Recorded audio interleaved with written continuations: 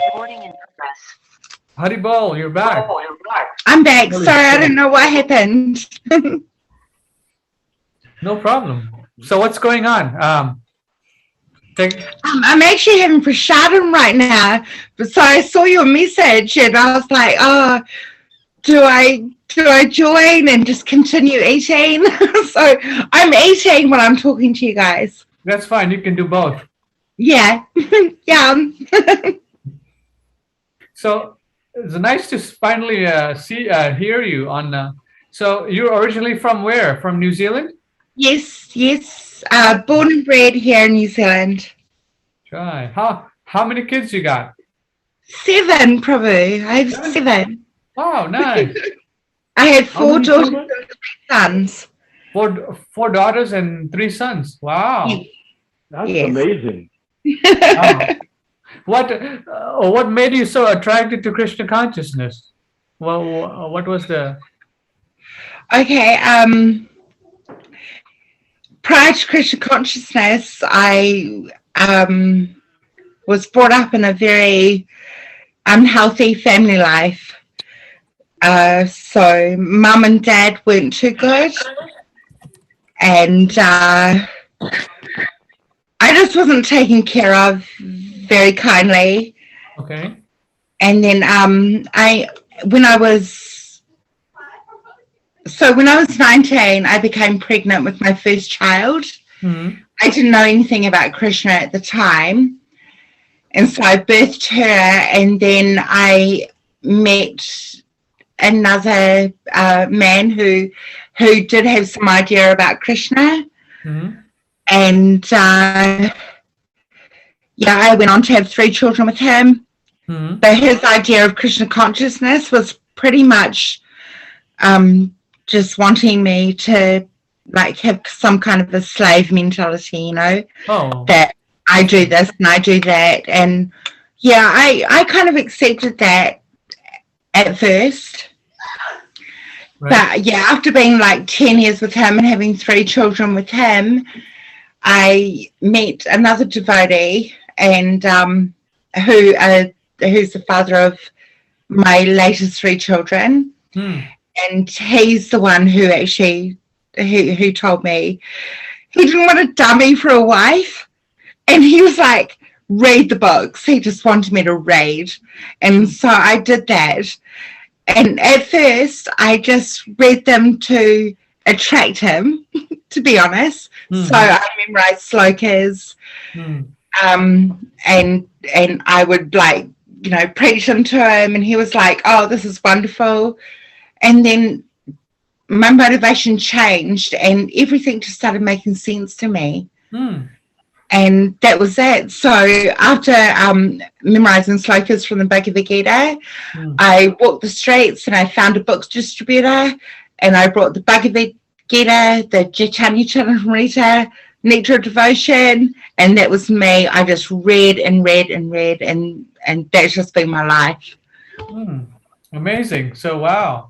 But not perfect, Prabhu. I'll be honest, not perfect. No, that's fine. I mean, your association and reading Prabhupada's books, you realized all these things that, you know, it's very wonderful.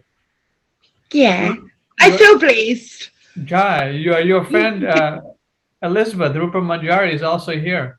Rupa. Hare Krishna, Didi. Hey Krishna, it's so nice to hear your voice. Jai. So what's the subject for today? You pick the subject, since you're the chief guest of honor. Haribol, anything from the Canto 10?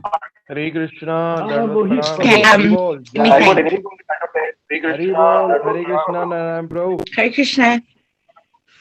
So the Zoom meeting here specifically for discussion of, how can you say, what is the Zoom meeting for?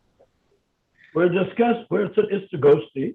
Yes. Istagosthi means it's not a class, it's not a kirtan. It is a meeting of jiva to jiva.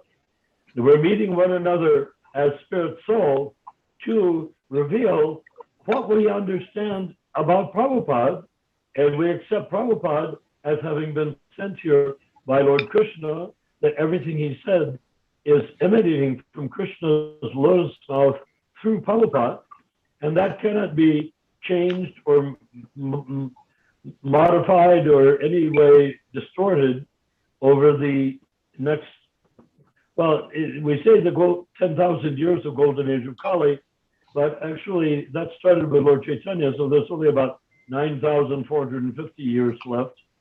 So we have a increased schedule to get everyone chanting Hare Krishna. Oh yeah, and we're suggesting that the golden age of Kali is for the exclusive purpose of chanting Hare Krishna. Apparently, Lord Prabhupada said clearly, and also Lord Chaitanya, that the holy name, the Hare Krishna mantra, is all you need to go back to Godhead. You don't need a guru. You don't need anybody. All you need is the holy name. Chant it once, it guarantees, or hear it once, as people do everywhere. They will go back to Godhead. Now, what about the material body? Well, we have an attachment for the material body, so we have to renounce, gradually relinquish our grip on the material body and separate ourselves by even the like the breath of God blowing between us and the material, our soul, soul that I am, and the material body. Let the winds of heaven blow between, and then we can see the material body more or less as an object and not as myself. So and that's hard to do, but that's what we do here. And that's, so we're getting people on board for that, for the golden age of Kali. No, Prabhu, you said you don't need a guru.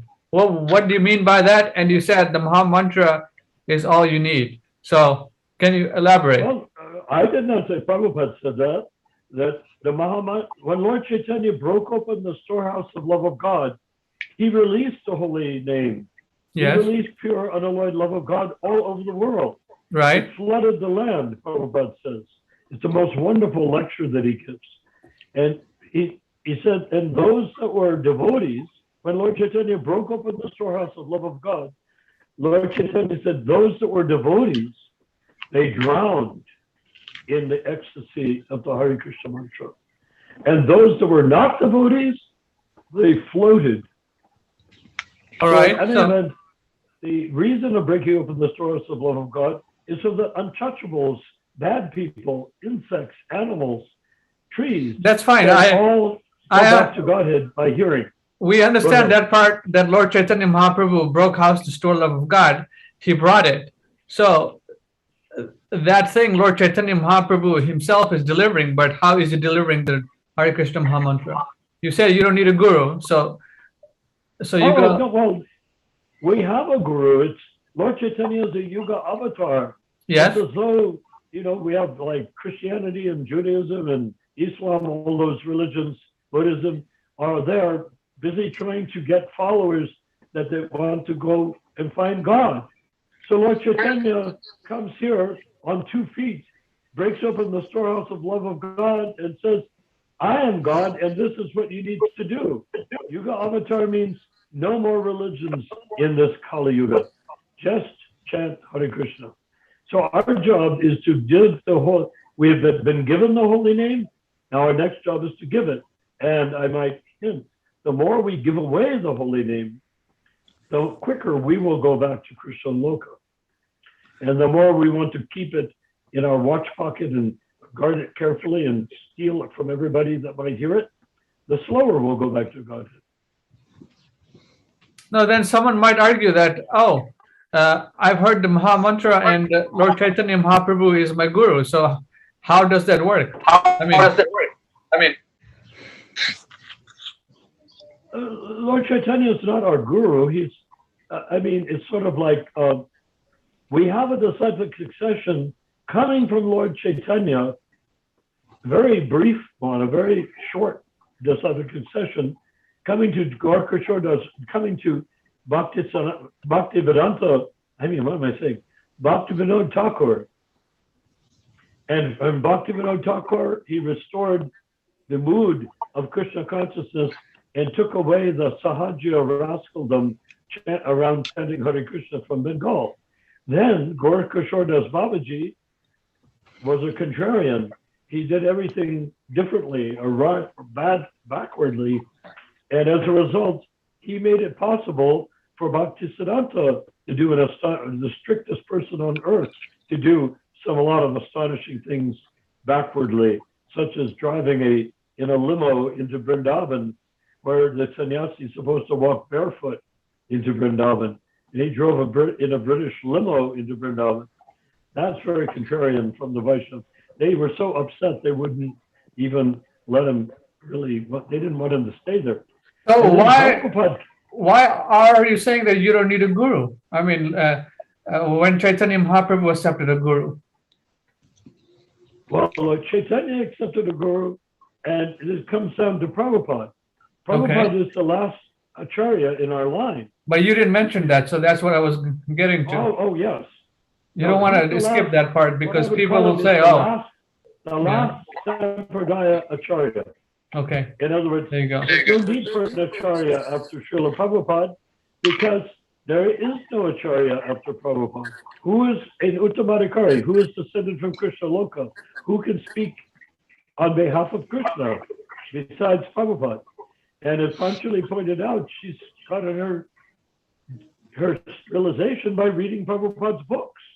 Right. Yes, and through reading Prabhupada's books, a thing that I actually debate quite a lot is the guru topic. So a lot of devotees and specifically ISKCON like to preach what Mahaprabhu said, and he says, you know, on my order become guru. Everywhere you go, whoever you meet, tell them about Krishna. So this is a form of shiksha guru. Is it not? It's shiksha. So we tell them about Krishna. Now ISKCON, where they've stepped in, they've taken this and they've said, oh, but hold on, Mahaprabhu has said, hey, he said, on my order become guru. But they've misinterpreted it. It means shiksha. Even Prabhupada, Lord Chaitanya says, even a child can act. Hey, so guru is a shiksha, not diksha. There's a massive difference. The diksha guru comes and he delivers us. The shiksha guru, he guides us. He instructs us. He gives us some kind of knowledge. Hey, Prabhupada is the only diksha guru. This is my opinion. Well, Ramachandra, why not explain what we've learned about Shiksha Guru? Okay, so when we talk about Shiksha Gurus, the Shiksha instruction, just like you know, Tina, you have must never deviate, Prabhu. It must never deviate. Yes, yes. So people are getting Shiksha through Prabhupada's conversations, lectures, this, that, all these wonderful tools that we have, the original books. So these are all Shiksha coming from the pure devotee Srila Prabhupada. And then coming from a parampara, like going up the stemming from Lord Krishna all the way down. Yes. So my debate, Prabhu, is that in the last 5,000 years we've had 32 recognized Acharyas in our line of our whole disciplic succession. Yes. All of a sudden, since 1977, we have 80 plus so-called recognized guru. I'm like, come on. I'm sorry. I just can't fathom it. It's such a joke. Yeah. So now going to the Shiksha part, when you see the Shiksha gurus for Lord Chaitanya Mahaprabhu was a Diksha guru and Rupa Goswami, Sanatana Goswami, they had different disciples, but all these Shiksha gurus, they were eternally liberated souls. They were not conditioned souls. And then the next moment they had not in Krishna. They all knew Krishna from every moment. Yes, they were descending from the spiritual world with the entourage, like Chaitanya Mahaprabhu, his mother, the Rupa Goswami, Rupa Manjari. So these are all real Shiksha gurus. Yes. And if But to initiate and deliver one from this material world onto the spiritual world, you can't tell me that Jai Pataka and Satchwaroop and all them, you can't tell me they're going to deliver me. Like, I'm so sorry. Like, I don't mean any offense, but no, I'm sorry. yes, that is He's our pretty. last link Yeah. in our disciplic succession. And, oh, sorry, I get so frustrated. A lot of the reason why I don't preach much anymore because I get so like fired up about it and want to like fight everyone. So it's like best I just try and read and listen and just look after myself. I don't know if you understand what I'm talking about, but yeah, that's just how I feel. Rupert, Manjari Prabhu, your old friend is on. Do you want to say something to her? To who? Rupert Manjari, Elizabeth. Me and Rupa, we have our own little personal relationship. Right. Yeah. We've been friends for a long Like 10 years. time. Yeah, very long time. 2. Yeah. And we've even like, We've how been many- friends for like 10 years. yeah, 10 years. That's what I said, about 10 years. Oh, okay. Yeah. 10 years. Right. Yeah. Okay. Any questions, Tina, Prabhu? Anything you want to ask Narayan or Rupert Manjari or myself or Mohit? We're only 5 people on right now. Actually, there was a discussion that was happening with Maru Das the other day on Nityananda Moodley's profile. Okay. Get you saying something very good. Yes. What was Oh, going and on? he was- Yes. Tina? Oh, okay. And he, the discussion was that prior to Prabhupada leaving his body, he named 11 disciples to act as Ritvik Acharyas. Sorry, just Ritviks. You can't even say Ritvik Acharya, but Ritviks. Okay. So his debate was, so no one else was eligible to initiate via the Ritvik Jagya unless they were those 11 disciples or the 11 disciples had given permission for anyone that they initiated to also give initiation via the Ritvik Jagya. Am I making sense? Is my question making sense? So he's basically saying that unless you were one of the 11 named disciples from Prabhupada, unless one of those 11 disciples gave permission for their disciples to initiate via the Ritvik Jagya, that no one else could. What does initiation actually mean? Well, initiation means to me, it means that you're vowing to the Guru, you're following the 4 regulated principles, you're chanting 16 rounds, strictly you're following 100% the instructions of the Guru and our parampara. You're not deviating. So that's initiation to me. Oh, but Initiation don't you do that is- anyhow if you become a member of a temple? Sorry, excuse me. Oh, don't you do that anyhow if you move into a temple? If you go to the ISKCON temple, Yeah. Are you still with which temples are you associated with? I don't associate with any ISKCON temples. Are you with ISKCON temple or are you with the Hare Krishna Society temple? Prabhu, to be honest, I'm on my own with my children. Yeah. I'm just on my own and I'm doing the best I can. My husband's not around at the moment, so I'm just on my own. So you are a temple. You are a temple. Yeah, my home is my temple. Yeah, if you want to say that. Guy.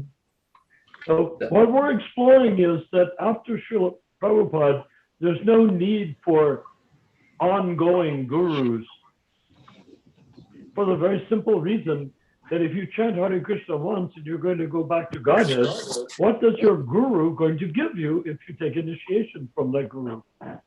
I mean, what? The purpose of the Agnihotra, the fire sacrifice, is to burn up your karma, or some of it at least. So when you have the fire sacrifice and burn up some of your karma, that Prabhupada will take you back to Godhead.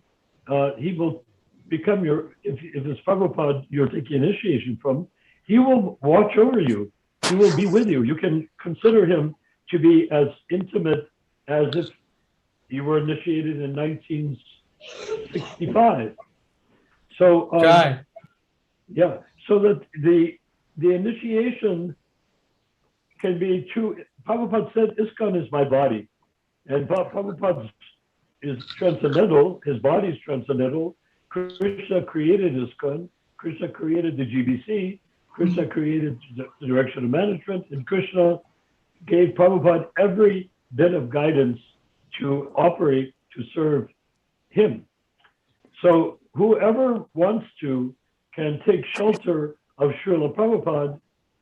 And if you take the Diksha, that can be done by anybody in the temple who performs weddings, who performs Shraddha ceremonies, who does Anaprasana, for first grain ceremonies, who performs marriages, sannyas ceremonies.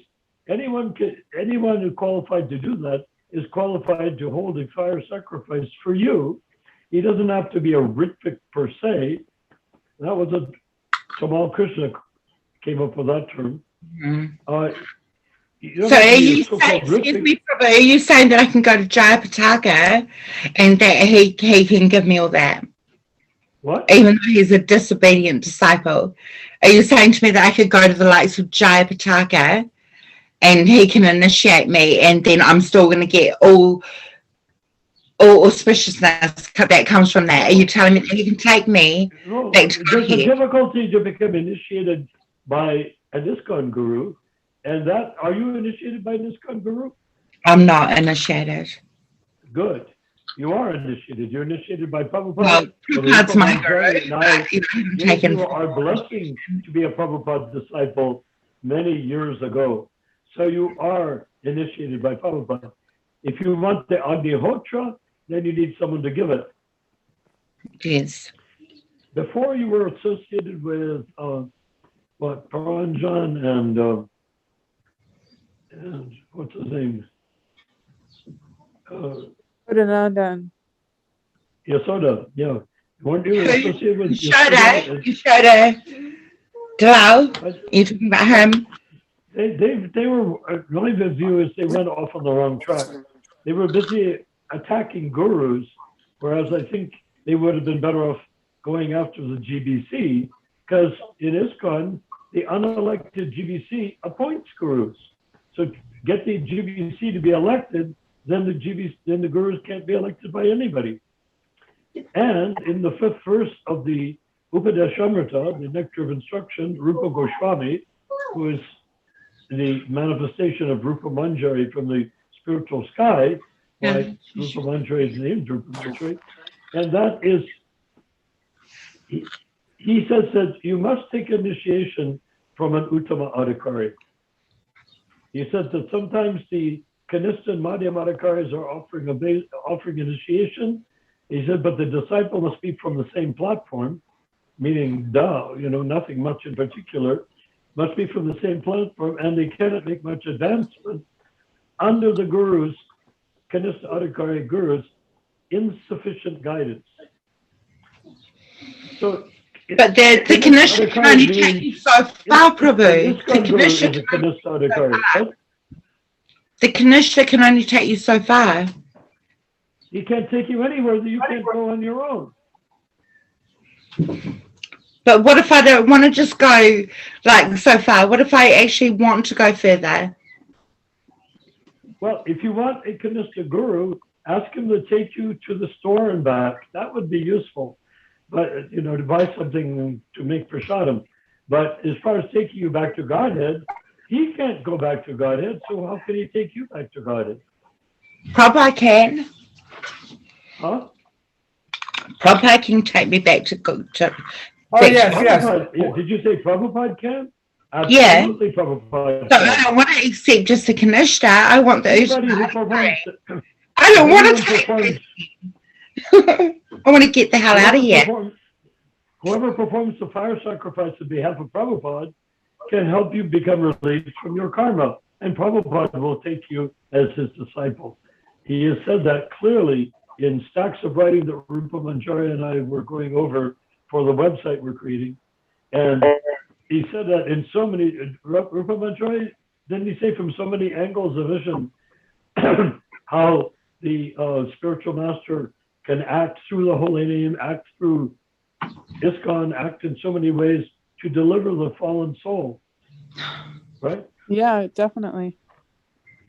So you're telling me that I can go to an ISKCON guru and that they can deliver me?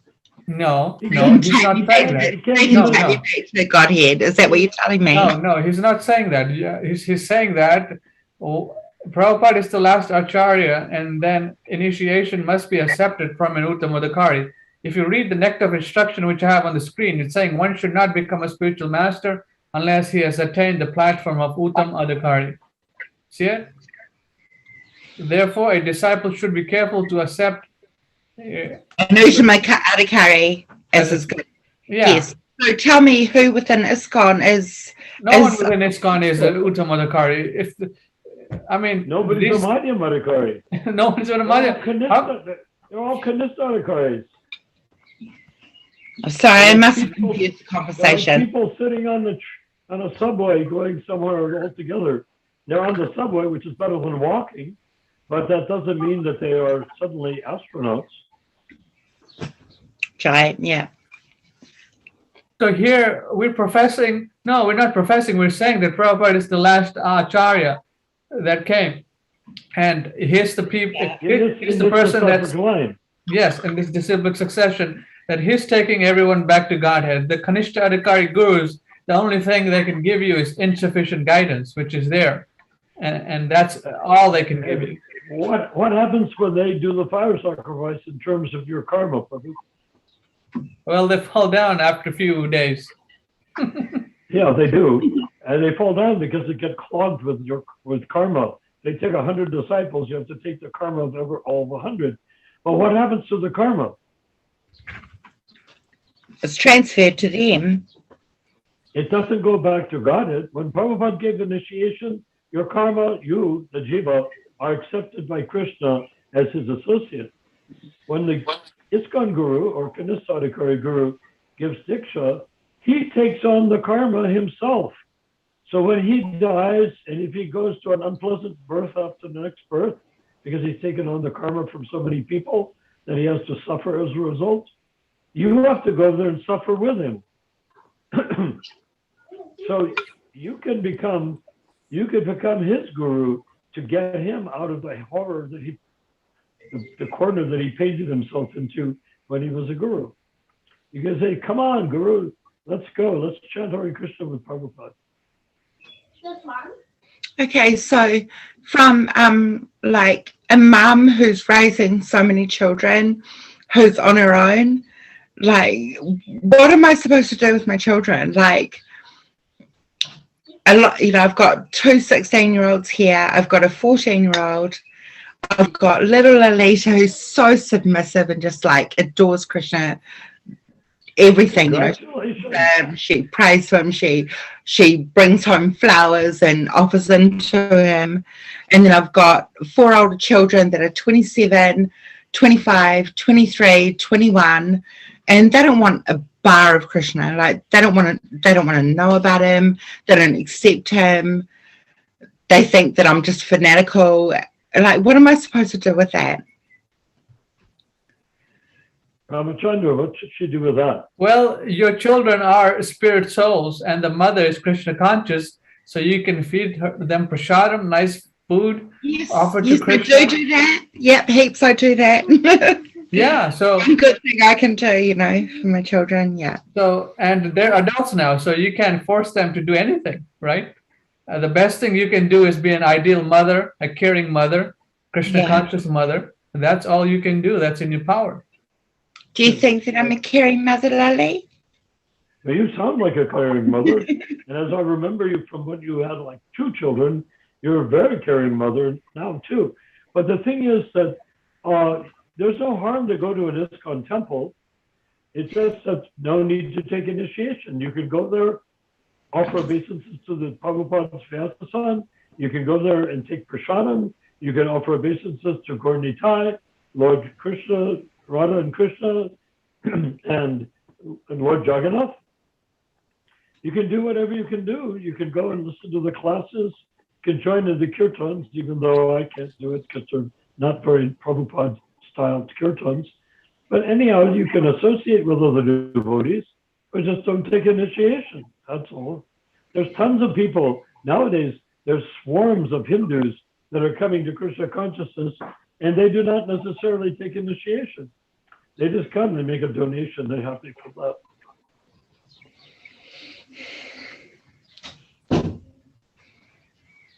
Yeah, it's a little bit hard for me. Of course, yeah. I mean, with I've preached against the ISKCON gurus and the people here in Christchurch, and I'm now considered no longer a good standing member, so I don't know how welcome I am there. Well, people are you distant from a ISKCON temple? Are you far away? No, it'd take me like 20 minutes, 15 minutes to drive there. Yeah, so if you go there, even with your kids, go there once a month, chant together, and ideally, with a big family like yours, do you play any instruments? The cowtails. Yeah, do you have a mridanga? I'm not good with the madanga or anything like that, but yeah. Okay. I can't sing. Oh my goodness. My funky ears. Have your kids with you in the house, chanting Hare Krishna with kirtan, with Prabhupada melodies only, please. You're Prabhupada's chanting, and then chant like that. Same drum. Oh, we definitely do here. We definitely do that heaps. Yeah. Then when you go to the temple with all your 7 kids, chant on the front lawn with your own kirtan, your whole family. And that would be a very nice thing, unless they object. I can't walk there, Prabhu, and I can't stand it when I see Indrajamna Swami sitting on the Vyasa-san or Dave Amrita Swami sitting on the Vyasa-san. It drives me nuts because they're not actually, they've got no right to be sitting there. I'm sorry. I'm talking about chanting outside of the temple with your family. You can go there. If Chaitanya is there, then I wouldn't go in to hear him talk. No, but that's and like kirtan's going on and prasad's being offered, all this stuff's going on, but there's Indrajamna and Dave Amrita Swami, and I'm just like, me spend a lot of time there. Drinking bathing water, and it just like does my head in. Who usually gives the lecture? I'm sorry, I know I'm fired up, but I can't. No, I just want to like. 100% with you. I agree with you. I was just thinking that if you have a chance, like in the prasadam hall, if you have a place where you take prasadam, you and your children could lead a Prabhupada kirtan. I've been there. Very healing for everybody. Yeah, I've cooked there. I've served there. I've worshipped the deities. I've dressed Prabhupada. I've done it all there. Well, I'm just suggesting that instead of doing what they're doing, you could set a better example by chanting Prabhupada. You know the difference between Prabhupada kirtan and their kirtan, right? Yes, you listen to Prabhupada and chant exactly the way he chants. There's so many examples of Prabhupada leading kirtan on the internet, no doubt. You chant like that, teach your children to chant like that, teach them to play.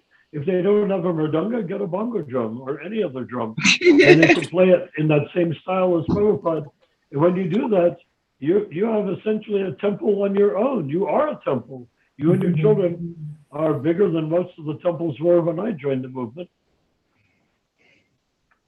So what about the deities then? What about the installation of the deities there? If they're not installed by someone who, like, you know, in the caliber of Srila Prabhupada, then are they, like, what are we actually worshipping? Oh, you're talking about installing deities? Yeah, because, like, you know, 11 years ago we had a massive earthquake, and then Nitai Gora at the Christchurch temple smashed to the ground. And then I think it was Indra Swami who, it was who's the temple president from Auckland? What's his name? Well, frankly, I can't even remember his name. temple, if you have But anyway, he deities, installed the next you want deities them that, installed, yeah. any Brahmin can install your deities, particularly a Pujari level Brahmin. Just ask him to install them. A Pujari, you know, somebody who's a Pujari or of that quality, not a, or maybe a sannyasi, but not a guru for sure. Yeah, a sannyasi, but an ISKCON sannyasi. Doesn't matter. A sannyasi is a sannyasi. No, that's not true, Prabhu. That's not, so sorry, that's not true. We've got the Indrajumna sannyasis, then we've got Prabhupada caliber. If a sannyasi has affiliations, then he's not a sannyasi. Sannyasi means freedom, no affiliations, just Krishna. Sannyasi means renounced. Someone who's renounced. Sannyasi can't hold in loyalty to a certain temple. A sannyasi has to hold loyalty only to his tridanda, which means only to Krishna. A sannyasi can't become a member of a congregation. He can't be paid by a congregation. He can't function. He can function as a pujari if he wants to, but he doesn't have to if he doesn't want to, because a sannyasi is free to act. That's why he is a sannyasi. He's one of the rare people who has the privilege of being able to act independently of any authority. But if you take somebody like Jayadvaita Swami, he's not a Swami, he's just a... What about Indrajumna and Devanrita? So they're the people that are in my country. They're the so-called Swamis that are in my country, that are sitting on the Vyasan, that are installing deities, that are preaching, that are. It really depends on what you want to do, you know. Oh, thank you. Sorry.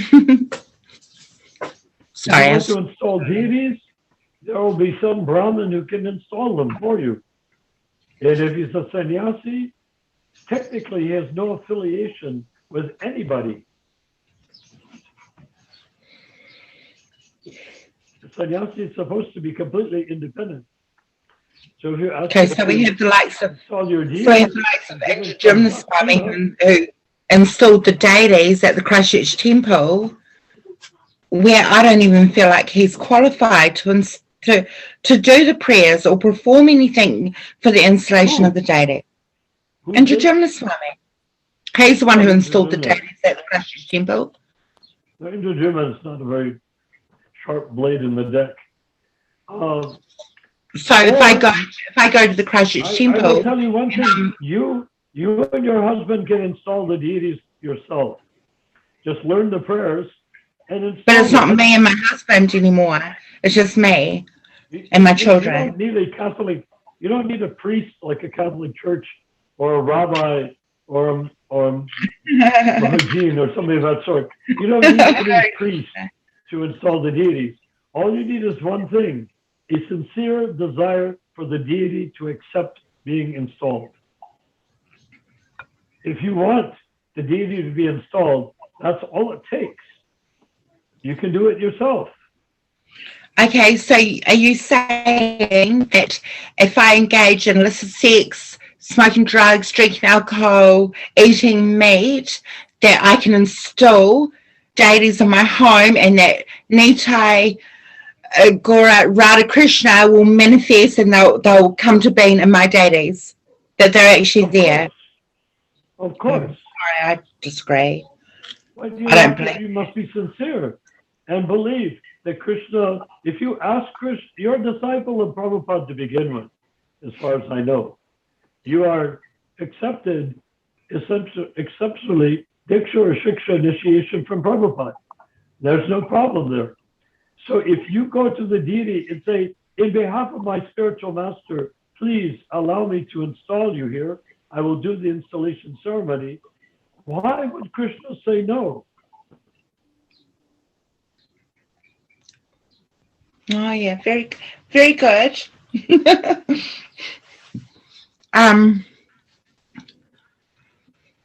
Okay, give me a moment. If a person is smoking cigarettes or ganja, and eating meat and eating fish and not living a nice life and not following the regulative principles, they will have a harder time installing a deity. But if you are following all the regulative Yeah, that's my point. That's exactly my point. Huh? That's You can exactly do my it. point. Okay, there's some confusion here. What's going on? Anyone who's not following the regulated principles of devotional service, they cannot install a deity. Exactly. That's my point, Prabhu. Thank you. That's what I'm saying. So to me, Indrajumna, who installed the Christchurch deities after they smashed, after an earthquake, he does not follow. He doesn't. We know so much that goes on with him. His pervertedness, his deviations. There's so many, but yet he's installing the deities, expecting that Nita Gora are going to manifest or Radha Krishna are going to manifest, but yet he's not even following correctly. So what I meant to go to the ISKCON temple and pay my obeisances to deities, to me they're just statues, because there's no someone who's on that platform of being qualified to install them hasn't done so.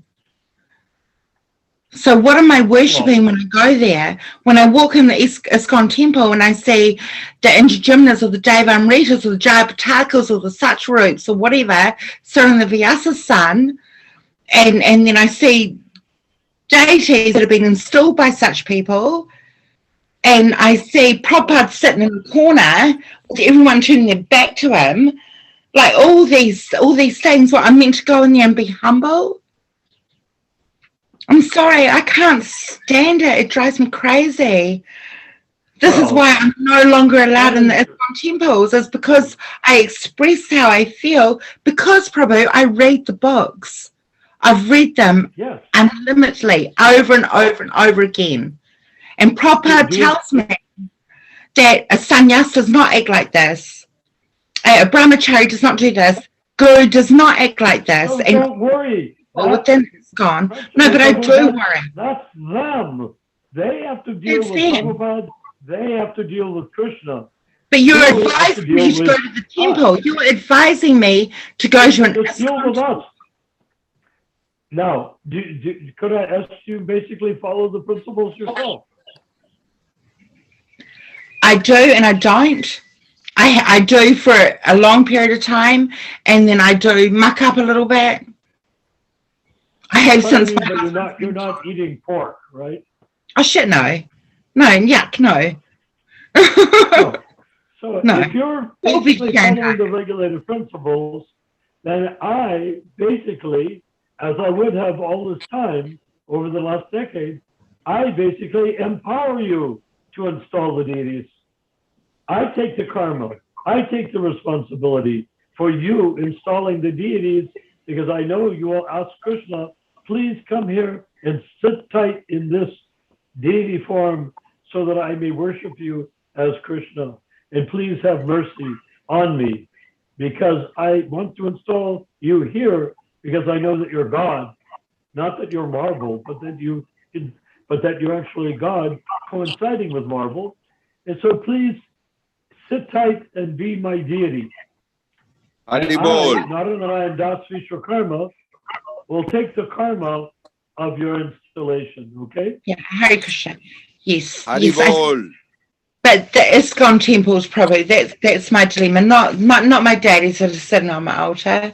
Like, to me, you know, that my lordships are sitting there, my guru's sitting there, Lord Nrsimha is sitting there. You know, I've got the Parampara. I've got everyone sitting there on my altar. I worship them. and I'm okay to. But So all you need to do is ask the deities, please be manifested. I've got deities that I can buy in the store. Put them on my altar. Now, please, deities, become who you are. If it's Gaur-Kishore Das Babaji, become Gaur-Kishore Das Babaji. Bhaktivinoda Thakur, become Bhaktivinoda Thakur. Radha Krishna, become Radha Krishna. And I will worship you as Radha Krishna, not as a deity that I bought from a store. Or however. Okay? That's what it takes. It takes intention. It takes intent. Whoever has the intent to worship, Krishna will accept. This is Prabhupada saying in so many different ways. Hare Krishna. Right. When we get our website up, you will see all these things will be very nicely explained. yeah. We have London, England in the house. London, England? Is that where Tina is from? No, Tina's from New Zealand. Oh, okay. Excuse me. My bad. Hare Krishna. May have come from Hare England Krishna, at one point, Prabhu. but not there anymore. All right. New Zealand, a beautiful place. Try. I didn't know we had Hare Krishnas in New Zealand. Yeah, we do. Fantastic. Haribol, Dasi. Narayana, Prabhu. Which town in New Zealand do you live? In Christchurch, in the South Island.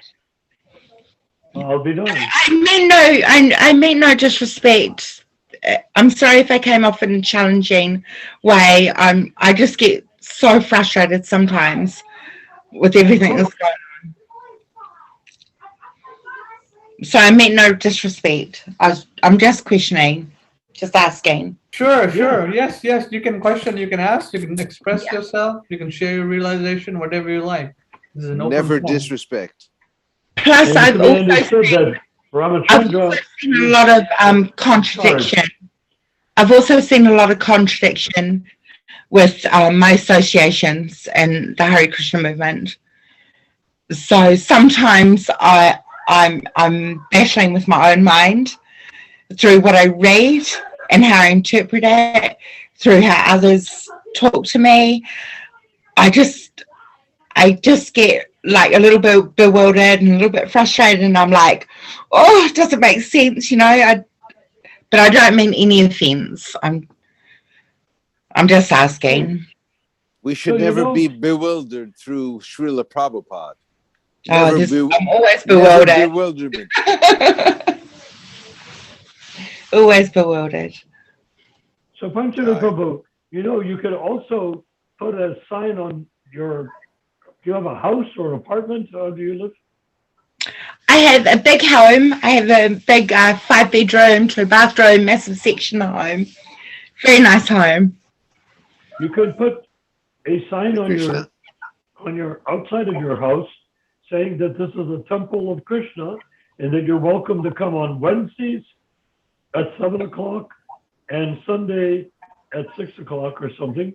And you can give classes there in front of your deities. Yeah. This is the way Prabhupada started temples everywhere. Just 2 days a week. You have the temple open 2 days a week. And you give a class and a little prasada, meaning whatever is available in New Zealand, some sort of exotic fruit or something of that sort. And you give a class and distribute that. Ask for donations towards the feast if people want to give it, but no pressure. Then on Sunday, you create the feast. And if you get a bunch of vegetarian people coming, then they can help make the feast, teach them how to cook prasadam, have people coming to the feast at your house. And then we can arrange for them to become initiated by Prabhupada. Jai. Yeah. Yes. I had considered that. It's Would just you being, like to do that? being a mum, you know, with my children on my own and stuff. I don't feel like we live in a very safe place, so I kind of get a bit worried about doing things like that. Can you do it? Oh yeah, easily. My neighbors, oh my God, there's like a young couple, 27, 25, they have 3 children and a little baby on the way. 3 times a week, I literally give them prasadam. They like Always. Always. Yeah, 3 times a Hare week. Krishna. Your neighbors like prasadam? Oh, they love it. I'm trying to convert them to vegetarianism. Who wouldn't? Who wouldn't? For 8 hours a week, make your house a temple. 4 hours on Wednesday, or 2 or 3 hours on Wednesday, and 4 hours on Sunday, I mean. And do what Prabhupada did, the same exact pattern. And people will be very satisfied to come to a temple, not just to visit the neighbor who has deities, but an actual temple with temple services, temple kirtan, like that. Ryan. Yes? She was saying that she feels unsafe to do that. Unsafe because? Just because I'm a mum, I'm on my own. It's just me, like here with my children. Well, your husband is not there? No.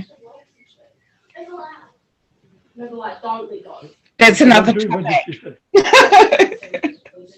That's another topic. You're living by yourself? It's all our topics. Yeah, it's just me and my children. That's fine. Work with the children. That's it. Don't work with what you have. Yeah. Jai, Hare Krishna. Krishna. Anyway, let's change the subject. I'm sorry. Okay, no problem. I'm behind the times. I didn't. Last time we talked, you and your husband were working things out. I guess that didn't happen. Oh no, it's like he's still my husband. We're very much together, but not at the moment. So it's okay. Okay. Well, that goes for all of us. Yeah, another time. If you can find, goes for all of us. Some devotees that would be willing it's okay. to come to your program Wednesday and Saturday and Sunday, then they could be protected, could protect you. Maybe in the future. Okay, now let's talk about something else. So that's that for that. Okay. That sounds good. Okay. So, any more questions, Tina Prabhu? You've been seeing our programs and listening in. So, any questions for me or Rupa or Mahaprabhu? Anything for us? Change my name. All right, changing your name. Okay. Mark.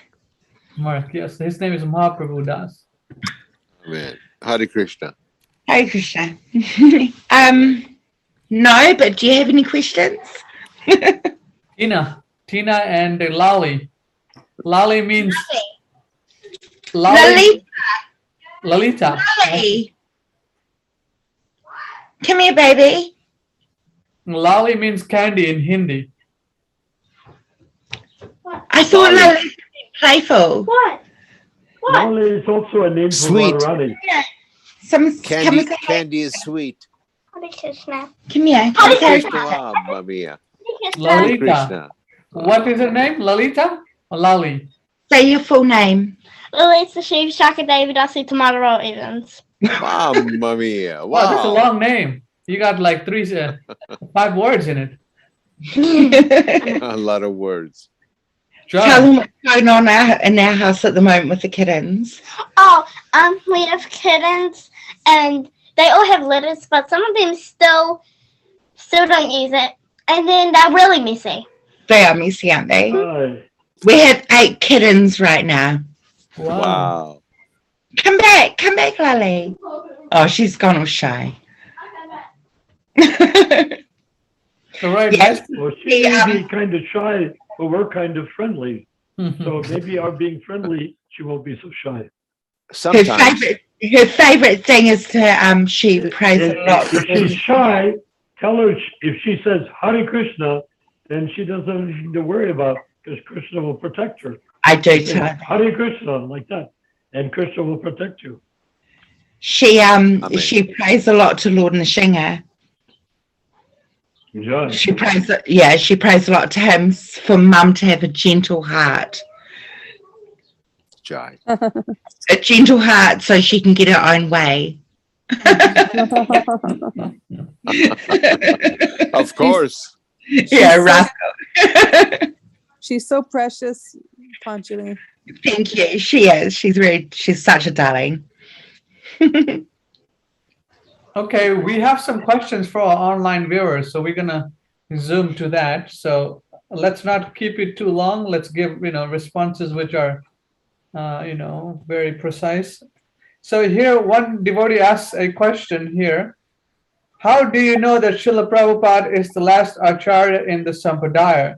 Surely others can follow if they become qualified. And why cannot they become qualified, in theory at least? This is a very good question. Did you hear that, devotees? Yes. How do you know that Srila Prabhupada is the last Acharya in the Sampadaya? Surely others can follow if they become qualified. And why? Okay, define qualified. Jai. Prabhupada is an Uttamadhikari. He came from Krishna Loka. Every word that he spoke was being directed to be spoken by him by Lord Krishna. So to become qualified, first make a nice relationship with Krishna and get him to agree to speak through you, then you'll be qualified.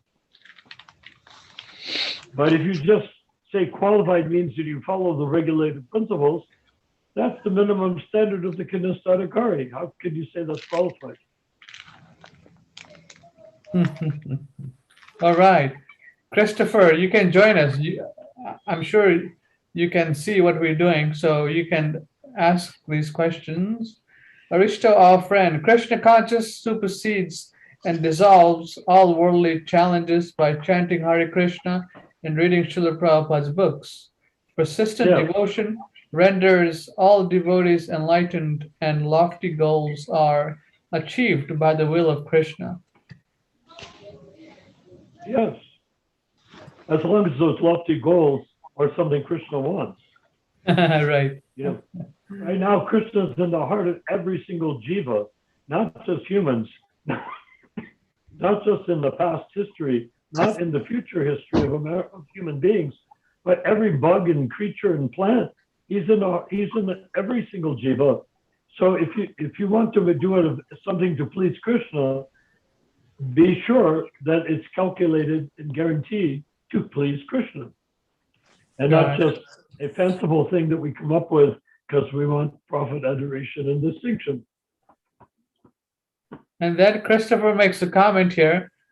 I would say reading Bhagavad Gita as it is, 1972 edition, as Krishna is singing this message. I think Prabhupada said to George Harrison, it is all there in the Gita. Yes. Then Aristo, our friend devotee, says, Krishna's love transcends all human challenge when we devote our lives to him. His divine grace, Srila Prabhupada, gave us the divine path with his books and life example. Hare Krishna. So if we detach from even an auspicious or good or well-intentioned human body, if we detach from the human body saying, that's a nice body, likes to do good things, doesn't want to harm anyone, but then the jiva inside that good body that one gets in this lifetime, let the jiva then act from the spiritual platform under the guidance of Super Soul, Paramatma. And when the jiva is empowered by Paramatma, then that good body will become even better. You'll become transcendentalized good body. But we can't depend on goodness alone to change the history of the world. All right. Christopher makes another comment here. I have been reading a superb book today, Trainwrecks and Transcendence, a collision of hardcore and Hare Krishna by Vraja Kishore Das, a very honest and sincere devotee about his time in ISKCON. Then Christopher makes a comment. I remember him writing articles in Back to Godhead in the early 90s, so I was eager to get and read that book. Not wholly relevant, but I thought I would mention this in passing. Then our friend from New York, Deborah Devotee Harris, writes, I wrote an initiation letter to His Divine Grace Srila Prabhupada in 1977.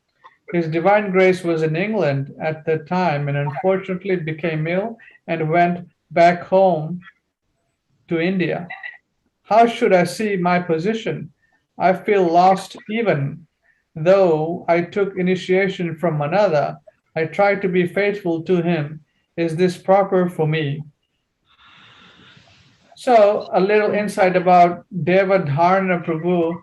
She joined ISKCON, I think, in 19, just before, I guess, before Srila Prabhupada left. And she wrote a letter to Prabhupada asking for initiation. And Prabhupada had left England and went back to India. So she's saying, I feel lost, even though I took initiation from another. I try to be faithful to him. Is this the proper for me? So I think she mentioned that she took initiation from Hridayananda Swami back in 1977 or 78, I forget. So she's asking this question that she feels lost. So It must have been later than that, because Hridayananda wasn't able to give initiation until probably around 1980. okay, maybe she took in 1980. Okay.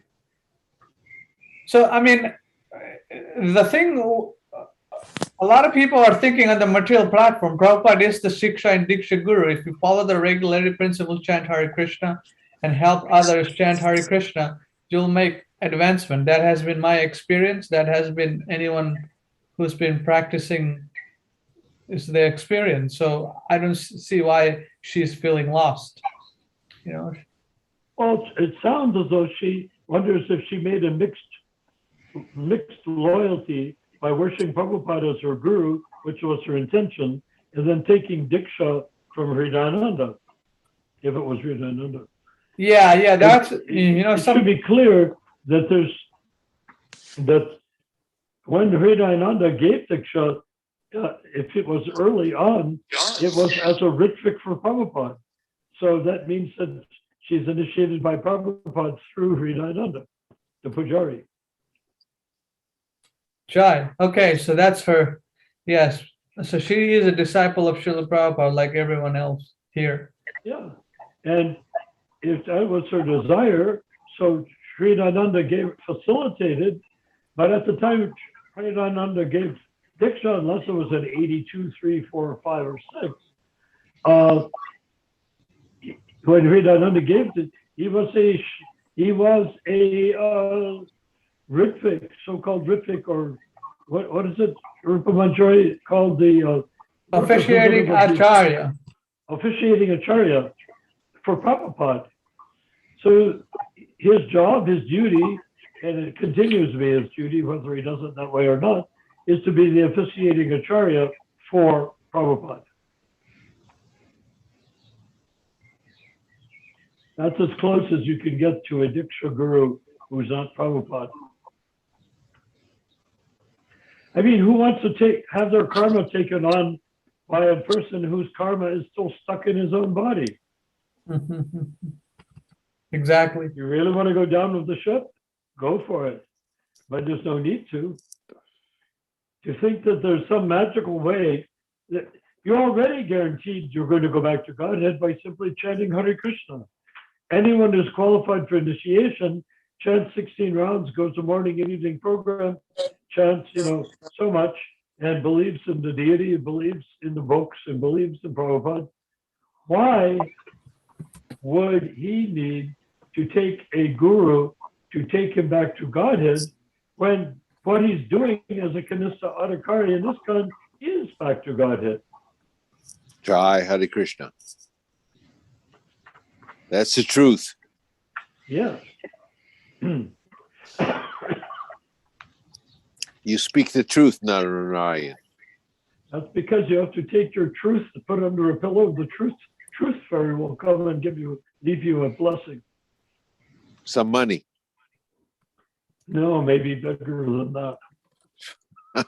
Okay, there's a comment by Devotee, Prabhu. I feel very much better now, Prabhu. Thank you very much. My obeisances to you all. So Jai. Jai, Hare Krishna. she agrees with everything that you have said, Narayan Prabhu. Or what? Well, I have said I'm only trying to represent to my limited, feeble ability what Prabhupada said. And what Prabhupada said was so transparent. He spoke so calmly, so easily, so nicely. You could confuse him with a nice elderly gentleman saying nice things. But then you read what he said, it's thunderbolts spoken sweetly and nicely. I can talk like thunderbolts, but all I can do is try to point out to Prabhupada is the Acharya and is speaking beautifully and sweetly and nicely the truth from Krishna Loka as dictated by Krishna. That's the big clash. ISKCON still is trying to live as though devotees on earth are equal to devotees in the spiritual sky. But that's not the case. One has to become purified to go back to Godhead, and one doesn't need a guru. There's only one reason you don't need a guru. Lord Chaitanya gave the holy name that's a Shakti Vishavatar. That's like having a touchstone in your hand, in your bead bag. Hare Krishna, Hare Krishna. Why not? You have that touchstone called the holy name, and that is back to Godhead. How do we become purified? Radharani's blessing on all of us. How do we become purified? I'm sorry? How do we become purified? By chanting Hare Krishna mantra once. Just once. Or hear it just once. You don't have to chant it. Just hear the Hare Krishna mantra once. Hare Krishna. You're purified. However, if you still have habits that you have a hard time letting go of, like identifying that the body that you look at in the mirror is you, then you have to struggle with that until you come to the rightful conclusion that the image in the mirror is not you. It's a robot called Mark Yakon's robot in the mirror. Well, that's not you. You're a Ramachandra. Spirit soul. Yeah, the body, alive or not, is not you.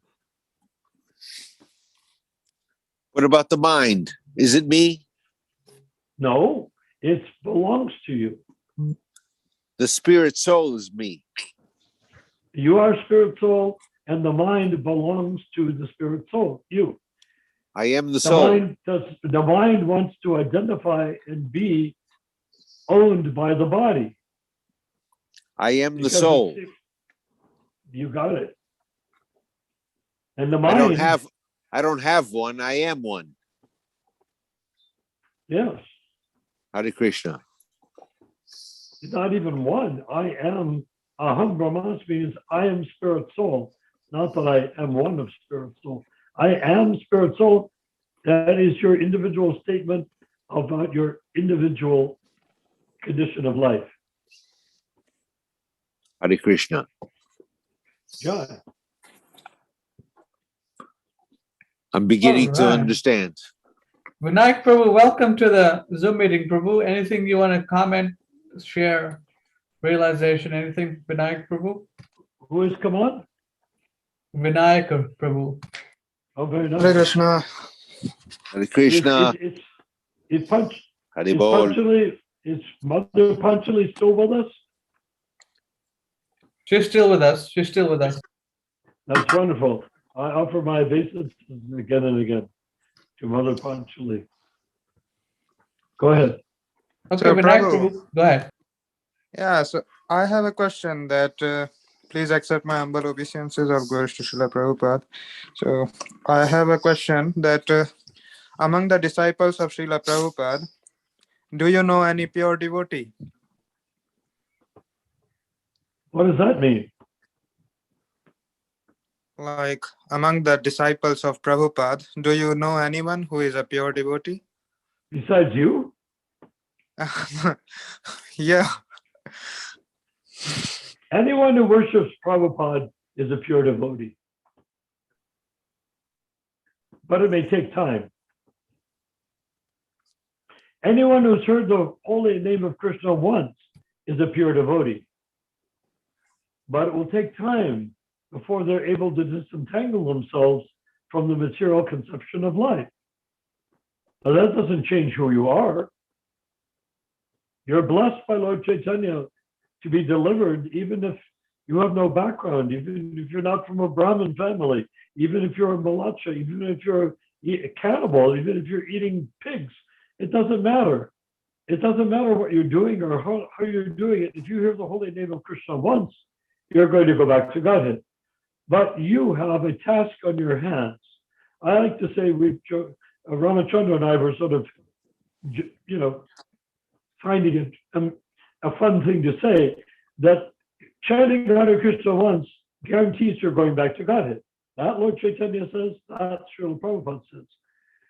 So, what is the Hare Krishna mantra that you heard going back to Godhead? It's like you have a plane ticket in your pocket for Krishna Loka. Now, okay, I have a plane ticket in my pocket for Krishna Loka. When do I go back to Krishna Loka? Well, first of all, you have to find the airport. Then you have to find out which plane you're going on. Then you have to get on the plane. Then the plane has to take off. Then it's got to fly. And then it's got to land. And then you're back in Krishna Loka. But right now, all we have is the ticket, because we're not qualified to get on the plane. We wouldn't know the difference between a plane going to Krishna Loka and a garbage truck. We couldn't tell the difference. So our garbage truck meaning our material mentality and our material body. So let's just remember, we have a ticket in our pocket. That's the guarantee that we're going back to Godhead. Now we need to become beautifully qualified by chanting and by renunciation. We renounce the body and its desires and what we've been taught in school, what we've been taught by our parents, what we've been taught by the loathsome religious leaders that exposed us to their loathsome religions. That's all gone. When Lord Chaitanya came as the Yuga avatar, he eliminated Hindu religion. He eliminated Catholic, Jewish, all the religions. He eliminated them all. In fact, he even eliminated the Vedic culture. He eliminated, excuse me, he actually eliminated the Dharma of Dwarfa Yuga that Krishna himself practiced in palaces. Why? Because we're not in you're not in Dwarpa Yuga.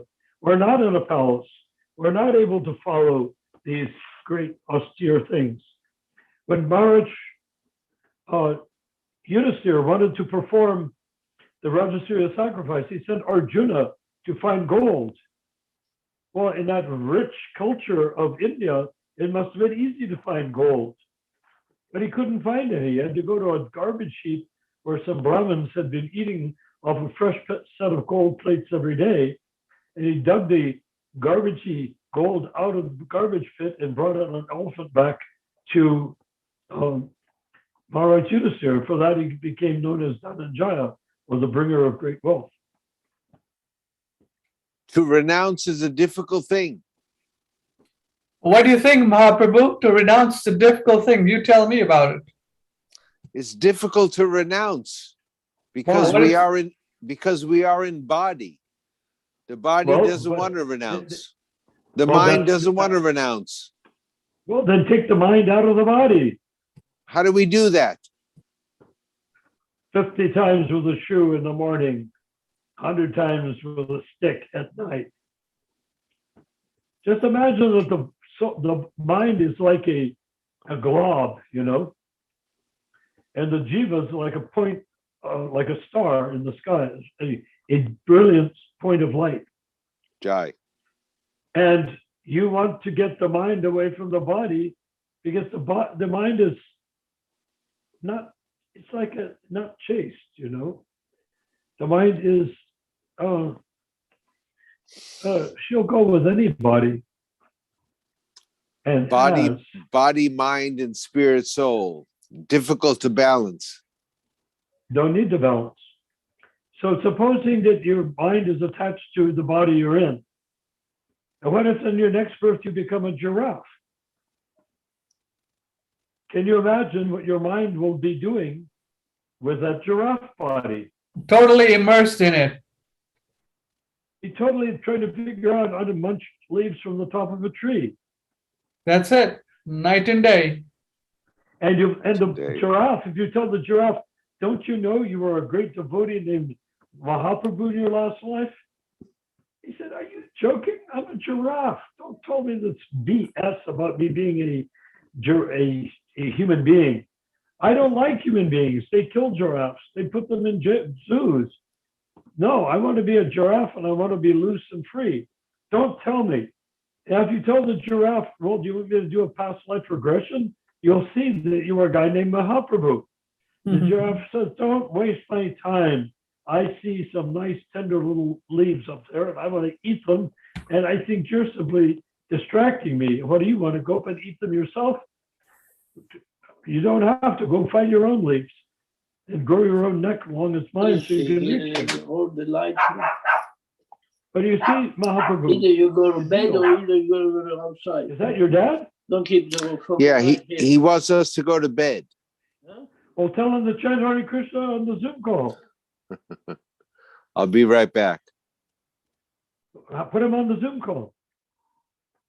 That's a very good point, that, having this human form of life and in next life getting a lower species of life, that jiva would be totally immersed in that body conscious way of life. Oh, that's jiva. And just imagine, it's not even a lower species of life. Have you ever seen how long the neck of a giraffe is? Compared to a human? If you tell a giraffe you're a lower species of life, you said, speak for yourself. I am 10 feet high, taller than you are. Yeah, I mean, I'll be 15 feet taller. Yeah, this point just struck me that you just made, that right now we have the human form of life, and if we don't inquire about Krishna or pure devotional service, we're just animals.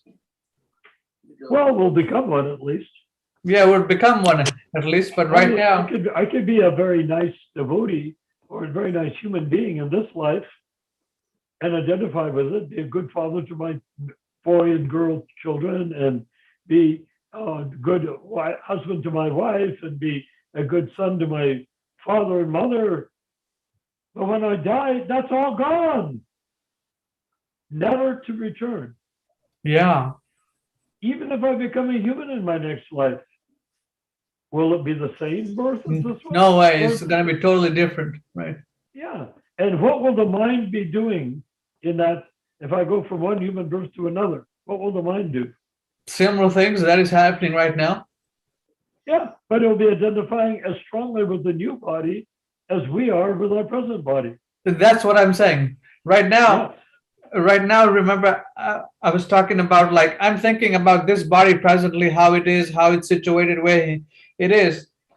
And I'm thinking, if I were in a different body, would I, like, for example, if I can get another human body, what type of body would I get? What family would I take birth in?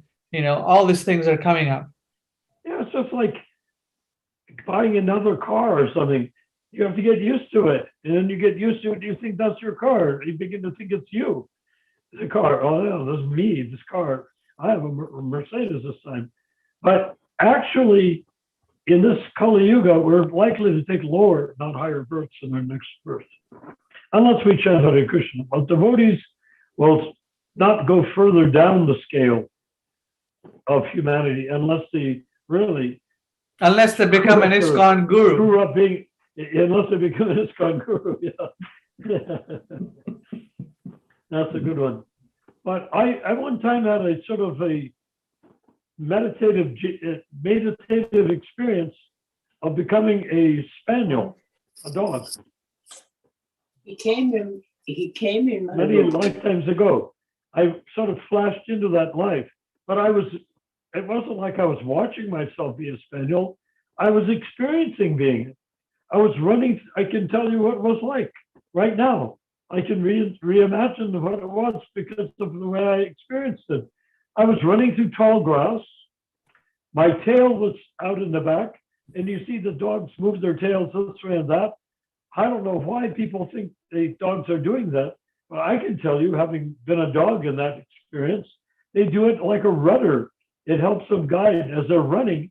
The tail gives them a sense of being able to move through the grass without effort, you see, or not much effort, right? So then I was running like that, like a dog. If you told that dog you are a human being, remembering you're a dog, you say, oh, go take a shove it. That's not, no, I'm a dog. I don't want to be anything other than a dog. Look at my tail, look at my nose. I can smell things humans can't smell. Don't tell me that I'm not a dog. You see, that's a dog, that's a giraffe, that's another human being, that's a different birth. All of this is for the benefit of Mahaprabhu, who isn't here. But in any event,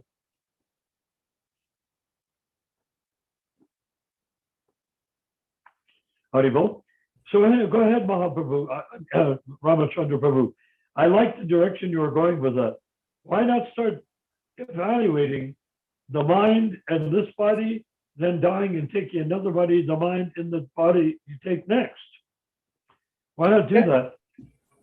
Yeah, this is very interesting. People don't think like this, that, like you said, I have this body and I'm so, you can say I'm attached to it, just like a car. You get used to it and you think this is the best body I can get. But at the time of death, the soul moves on to another body.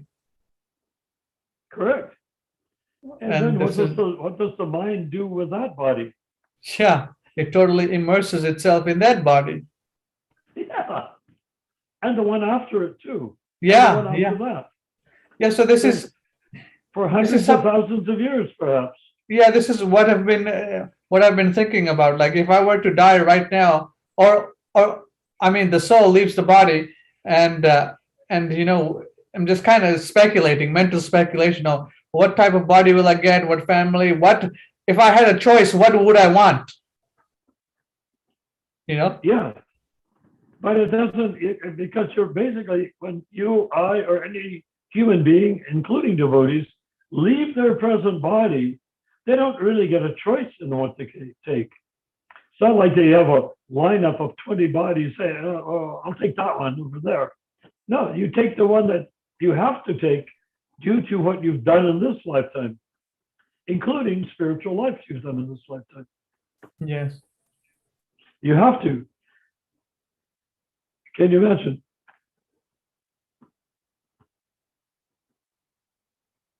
Jai, any questions from the devotees here? There are people listening and on Facebook, on YouTube, so they can share their comments on this point exactly.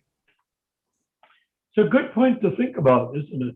Yeah, certainly. I mean, if we are trying to be Krishna conscious, these thoughts will arise, right? I mean, okay, what am I planning for? Or at least what am I doing that will affect my next body? Yes, but right remember now, when the saintly person talked to people, to the butcher, to the brahmachari, to the king, and to the paramahansa, and the king, he said, you should live forever because you're using up all your karma. You will be a beggar outside your palace next lifetime. Right. And then to the brahmachari, you're fixed up in Krishna consciousness. Better you should die immediately. He said, what? Why are you cursing me like that? I'm not cursing you. Right now you're fixed up. Where will you be when you're 80? Maybe you will have lost all your Krishna consciousness. You're better you should die now and go back to Godhead. So, and then he said to the king, the butcher, he said, neither live, neither die. Your life is horrible now, and your next life will be even more horrible. So neither live, neither die. But then he said to the Paramahansa, you may live or you may die. Why? Because the Paramahansa is a self-realized soul, and he's inside the body. And it doesn't matter if he takes another body, He'll be the same conscious being in that body, the next body, the next body, without any problem of being attached to it, because the Paramahansa wouldn't be attached to his body. Does that make sense? Yeah, that's a great example. Jai. Yeah, well, this is Prabhupada's story. So we need to detach ourselves, it says in the Gita, doesn't it? Detach these senses from the object of the senses. Right. Jai. Okay, but what is the senses to the object? It's the mind desiring to identify with that thing that's wiggling around called a body.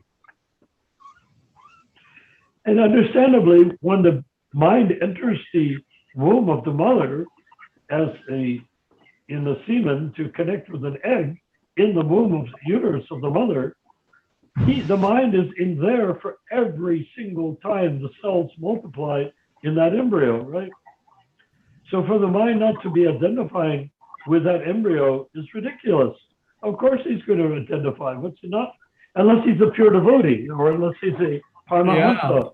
Right. You can live, you can die. No, he's sitting there. Oh, look at me, look at me. Look what I'm getting. I'm getting arms, I'm getting legs, I'm getting a head. Wow, this is cool. Oh, wow, look, I've got organs. I can do all sorts of things. And by the time he's born, he's completely sold out to the body, isn't he? The mind is completely sold out to the body. I'm a baby. Ma, ma, ma. He cries for his mother because he's hungry, he wants milk. And guess what ma means? Ma in Sanskrit means, in the Bhagavad Gita, it says nirmama. Nirmama means nothing is mine. So every little goat that bleats, cow that moves, human that cries out, ma, ma, that's what they all say. Ma, ma. They all say the same thing. Mind, mind. They're calling for what is theirs. And for a baby, what's theirs means breast milk. They don't get changed very often. They still want breast milk. Ma, ma, that's what they want. So that's where the mind gets entangled with the body. Now we're looking at ourselves as adults, the mind and the body. Well, that's take into account there's a huge history and we're not just talking about our 20-year-old body or 40-year-old body or 50-year-old body or 80-year-old body. We're talking about a body from before embryo of the cells dividing to become the beginning of an embryo, the cells beginning to divide up until 80 years old. That's a big history of believing in yourself being the body, isn't it?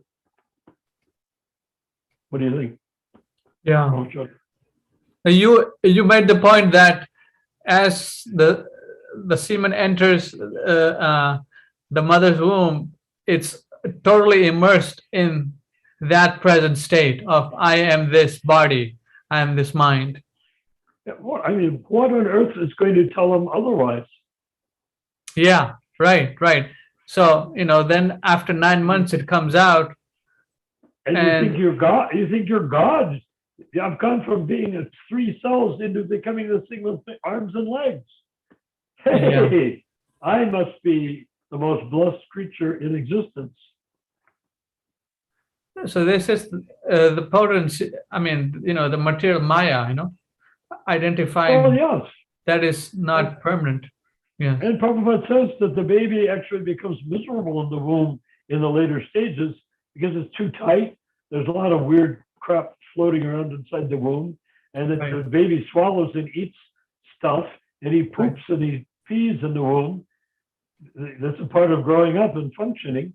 He deals with everything out there. He's getting his nutrient from the umbilical cord from the mother. But there's all sorts of stuff there, including parasites in the womb. They can come and bite him and cause him misery. Prabhupada said, if the child in the womb begins to pray, oh, my dear Lord, suddenly he becomes Krishna conscious for the first time in a million births. So, oh, my dear Lord, well, actually in this birth, oh, my dear Lord, please have mercy on me. I understand that I have done the wrong thing. I have become this body again. I have become in this womb. But please, when you release me from this womb, if I can get away from this horrible heat and pressure on me, and the fact that my mother is lying on top of me when she rolls over in bed, when I get through all of that and I come out of the womb, then I will worship you and never pay attention to any material thing ever again. That's what Prabhupada said. So the baby comes out of the womb. Yay! Oh, honey, oh, look at this beautiful baby. Oh, you're so cute. You look like your mother. No, you look like your mother. Oh, you're so blessed. And the baby's saying, maybe I'll put that on hold. I think I'm going to have a good time now. Ma! So the mother puts the baby on her breast. Oh my God, this is nectar. So much better than that stupid umbilical cord. And so the baby goes on like that for 2 years. Then he becomes in the terrible twos. What are the terrible twos? It's the ego clash, where the baby imagines he's the only baby in existence, now realizes he's a competitor. It's like becoming a wolf and realizing you're not the only wolf. You're not, your pack is not the only wolves. There's other wolves that may try to defeat your whole pack. Then you say, wow, mine. That's when you start saying mine, meaning his toy, mine. His clothes, mine. His mother, mine. His tricycle, mine. That's what my son does that. Huh? I said my son does that. My daughter might be playing with something. My son would just come and just grab it. Yeah, because coming up out of the womb, he said, I am the Lord of all that I can survey. Now your son is a devotee, but at the same time, he's a mammal. And he's dealing with the fact that he has an impulse, a bodily impulse, not following his Krishna consciousness, although he chants beautifully, not following his Krishna consciousness, he follows his bodily impulse. And following that bodily impulse, that toy, I want that toy. He can't imagine that that toy belongs to somebody else because he's come through the whole process of saying this is all about me. From the womb outward. Brief period where he was apologizing to God and saying, I'll only serve you if you get me out of this hellish heat and miserable slime and get me out of here. But when he's out of there, he thinks he's God again. So that's the way it goes. That's the nature of the jiva in the body. And that's the practice of yoga, particularly now, we're talking bhakti yoga, chanting Hare Krishna, Krishna Krishna, Hare Hare. It's the process of extricating from that bodily consciousness.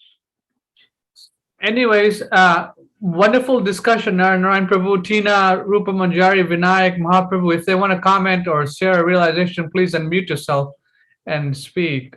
In the meantime, I'll load our next discussion material.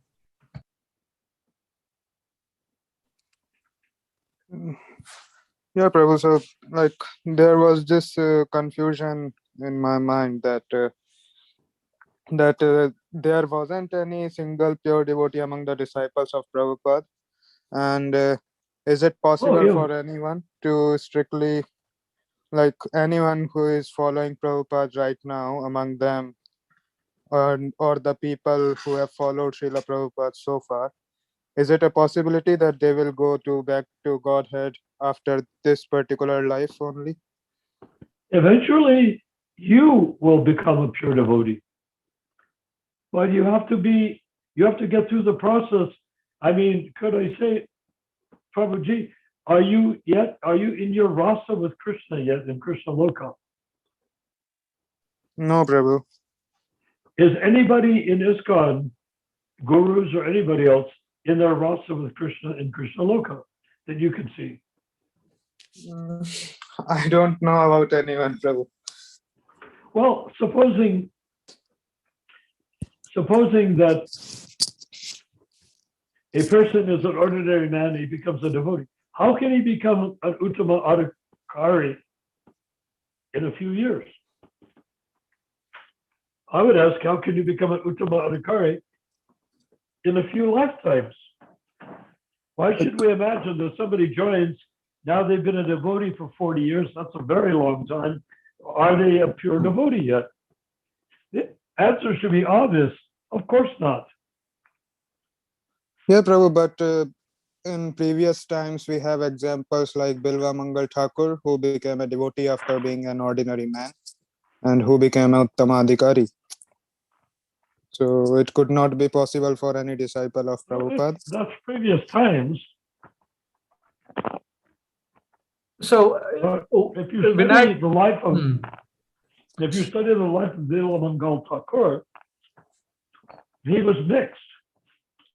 He was a great devotee, but he also was plagued by insurmountable sex desire. And when he gave up a sex desire,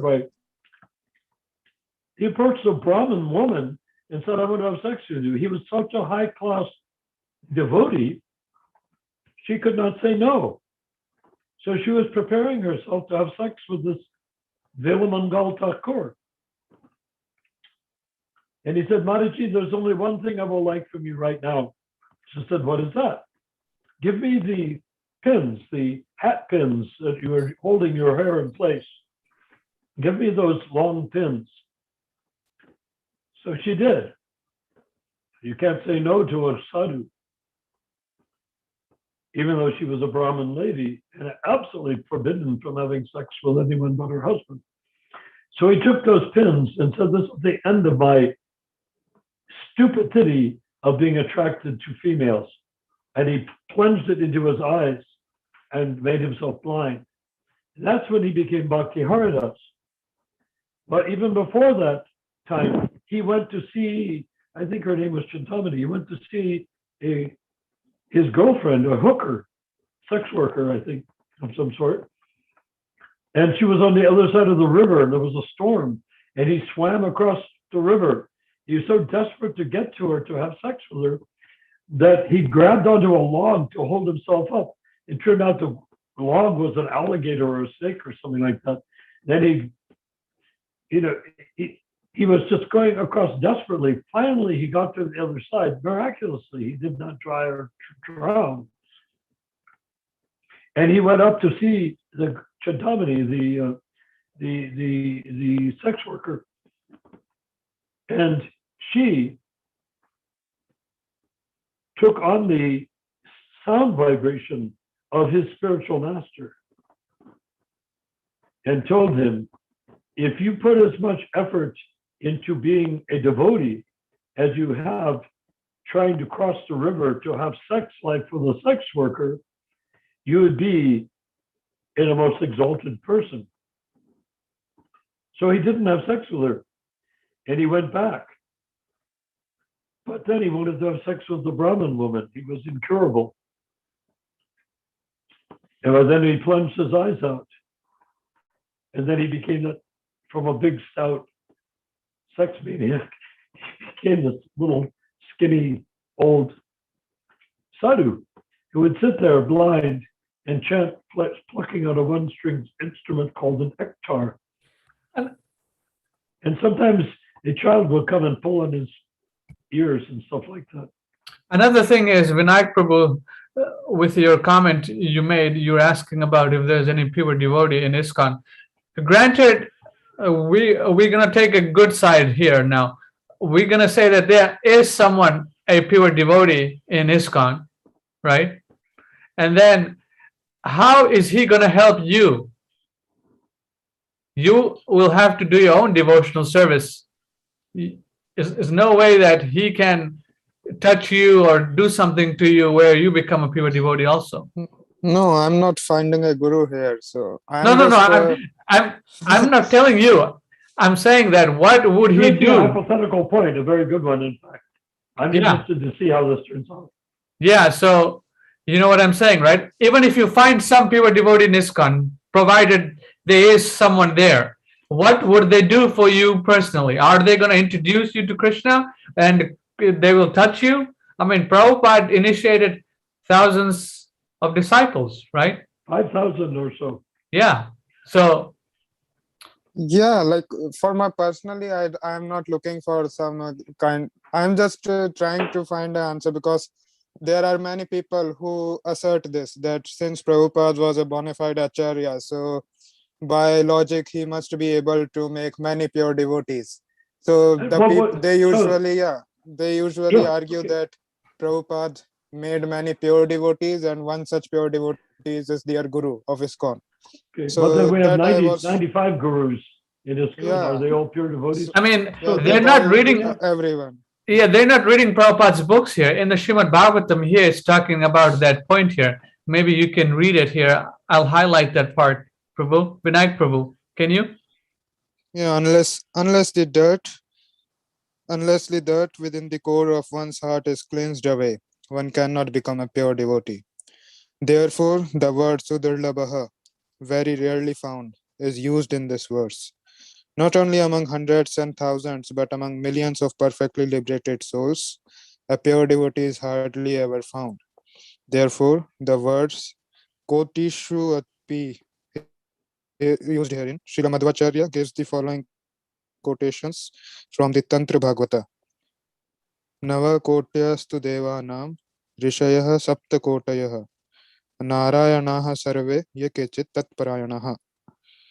There are 90 million demigods and 70 million sages who are all called Narayana, devotees of Lord Narayana. Among them, only a few are called Narayana Parayana. Okay, only a few are called Narayana Parayana. And who are the few? These few are coming from the spiritual world, descending, like Srila Prabhupada, the previous Acharyas. So only few, right? Yeah, but if we see in the present scenario, like this definition holds true for any Krishna conscious person, like they are still among millions. Every Krishna conscious person right now. No, Right now, hopefully, if we preach, there will be a lot no, of but Krishna consciousness. they are in the process. They have not attained that stage. In the process, and then someone who's in the process in Krishna consciousness and a person descending from the spiritual world is two different things. Brilliant. Yeah, but some, like, this is not the case that everyone would descend from a spiritual world. Like some persons or many persons would be eligible to even go to the spiritual world after leaving this body. So the question is, like, if someone becomes a pure devotee, then he leaves this body, doesn't take birth again, and goes to Krishna. So Prabhupada was able to make those kind of devotees in this lifetime itself, or not. So this was the topic of discussion. No, I'm confused. What are you trying to say, Prabhu? You're saying that Prabhupada initiated 5,000 plus disciples of 5,000 disciples, and what? Can you lead on from there? Are they all pure devotees, or what are you saying? No, not all pure devotees, but if among those 5,000 or among anyone who is following Srila Prabhupada, is there any example of pure devotee? Have you seen such an example yourself? I want to see. You want to see. But Can I please say something? Tina, go ahead. You want to say something? Go ahead. The whole purpose of the Ritvik directive was that Prabhupada, among all his disciples, did not see one who was qualified to deliver another from the repeated cycle of birth and death. Hence, his most merciful legacy, which is known as a Ritvik Jagya. This allows us to be accept initiation from one who is recognized in our parampara. Just because there's not, we can't recognize another pure devotee out of the disciples does not mean that Prabhupada wasn't qualified enough to make any pure disciples. It means that we just didn't raise ourselves to that platform of being as such. So it does not matter whether out of 5,000 disciples, if there is a pure devotee, because Prabhupada is the pure devotee. And by his Ritvik legacy, he's giving us a chance to go back to Godhead by taking shelter of his lotus feet. So pure devotee or not, our parampara ends and continues with Srila Prabhupada as our Diksha Guru, as our spiritual link to that parampara, as our spiritual link, someone who's going to take. Brilliant. That's how I fantastic. see it. Sorry, excuse me, that's just how I feel. Thank you, Very Mataji. good. No, Yes. Vinayak Thank you. Prabhu, I like the logic. I The mean, pure devotee is already there. It's Srila Prabhupada. So why look for anyone else? very good point. So, I mean, Vinayak Prabhu is arguing from the other side. So he's trying Yeah. to, Well, he's arguing hypothetically. I could tell he doesn't really believe it, but he wants to know what is a good answer. But Yeah. if I could I ask, want to know what is the good if answer there- because what can a successor guru do to justify becoming a successor guru? What would he do? no, Prabhu, like He'll my follow question, Prabhupada's directives. He will follow Prabhupada's instructions 100% without any deviation. Well, we can do How that you also. become a pure- you follow our whole parampara. You don't deviate. Right. But remember, Lord It's as Chaitanya, simple when as he that. broke open the storehouse of love of God and the holy name flooded the land, those who were devotees, they drowned. Those who were not devotees, they flooded. In those same sort of passages, Prabhupada very clearly states that the purpose of Lord Chaitanya was to no longer require a qualification for going back to Godhead. The only qualification to go back to Godhead is to hear the Hare Krishna mantra once. You don't have to hear it all the time. Now, you might say, well, why am I chanting japa every day? Because you want to purify yourself. But in terms of going back to Godhead, it's already guaranteed. Okay? You're going back to Godhead. Everybody who can hear us talking right now is going to go back to Godhead, without a doubt. Now, all we need to do is to develop the level of compassion, which is the quality of Srimati Radharani, mercy, causeless mercy. We need to develop the quality of causeless mercy to deliver, to bring the Hare Krishna mantra to more and more jivas, humans and demigods and plants and animals. We need to bring remember Lord Chaitanya chanted in the Jharkhand forest. The animals were all dancing in ecstasy. And the same as the prophecy of Isaiah, the lion was not only lying down with the lamb, they were dancing in ecstasy together. This is thousands of years after Isaiah predicted it.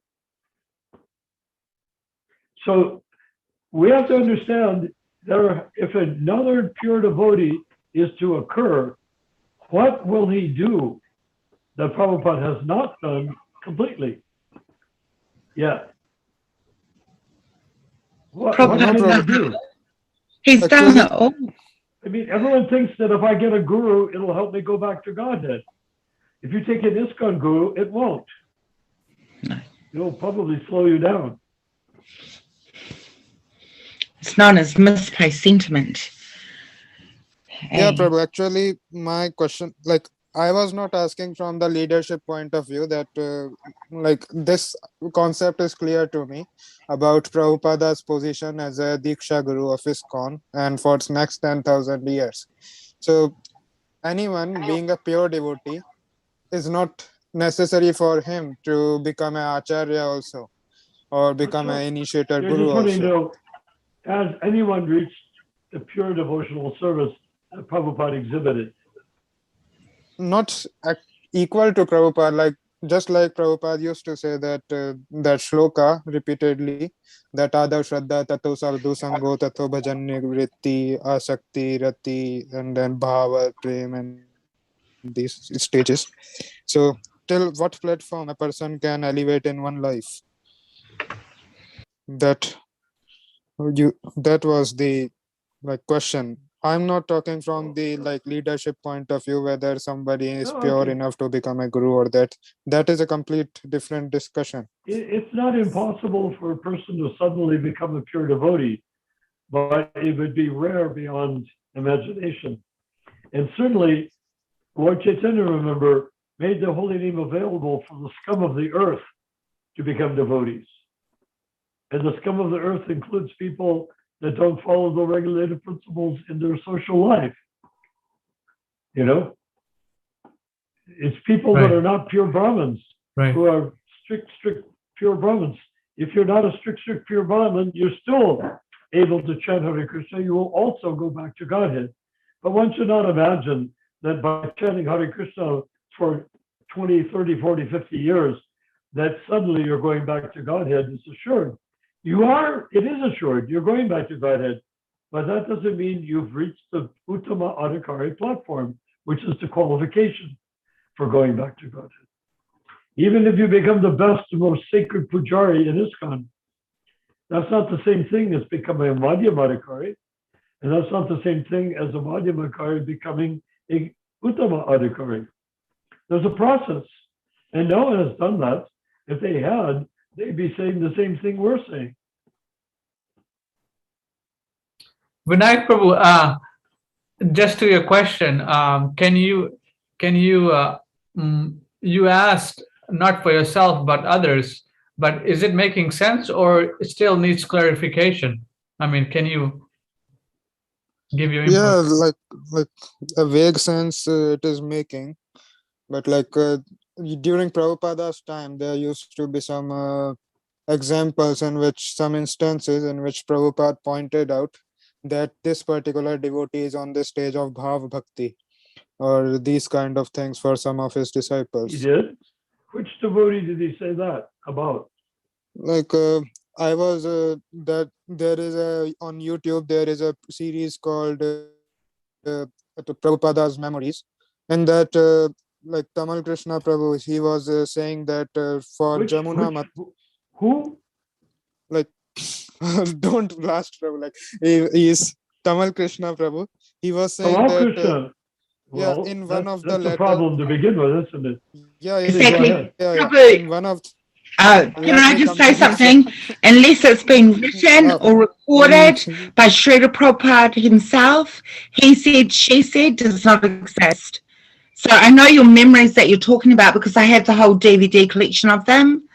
Okay, but these are just memories, but you can't take it as the be all and end all. yeah, Everything that but please Prabhupada let me finish. stated is written. So yes, people can become pure devotee, okay, in this lifetime. We all have that opportunity to go back to Godhead. Okay, but the idea is that we do that under the guidance of the recognized, authorized, bona fide Acharya. Okay, and Tamal Krishna or whoever you were just quoting or doing a memory from, they were disobedient disciples. You can't take We're not being fair to Vinyak. I'm not being fair to Vinyak. I interrupted him. What did Tamal Krishna said? Who is a pure devotee? Yeah, he was saying that in a letter Prabhupada mentioned that Yamuna mentioned about Yamuna Mataji, that she is on Bhav Bhakti stage. He said that? About Yamuna Mataji in No, a letter. I knew Tamal Krishna joined the ISKCON movement 6 months before I did. So I knew him quite well throughout until his death. And then Yamuna, I knew very well from San Francisco. She was a great devotee, but she was not a liberated soul. She was liberated only in that she was completely devoted to Srila Prabhupada. How she became so devoted? She was just at a good time in the history of the ISKCON, but later on she had to leave ISKCON because she couldn't live with the devotees as they became after Srila Prabhupada. Now, even at the end, Prabhupada wrote to her that ISKCON is for two people who are chanting Hare Krishna. Also, he said about Jamuna, she was going to commit suicide. She threatened to commit suicide. And Prabhupada said, stay completely away from her. A person that will kill themselves will also kill others. So that's not quite the same thing. I don't want to get into the details of Tamal Krishna, but I will tell you, the more you get into the details of Tamal Krishna, the more astonished and even horrified you will become.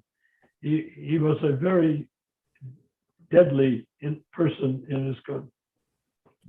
Okay, so we got a few minutes here before we conclude. So, Vinayak Prabhu, back to your question and point you raised, Prabhu. Can you wrap it up? Yeah, like I can understand.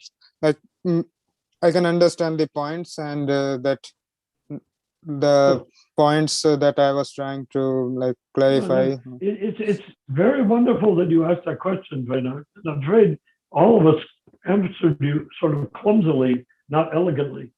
But I would like to suggest, anytime you want to talk about that, even Jamuna being a Mahabhagavat or something of that sort, anytime you say something like that, find it from Prabhupada quote, not from Tamal Krishna or Vishnu John quote or anybody else's quote.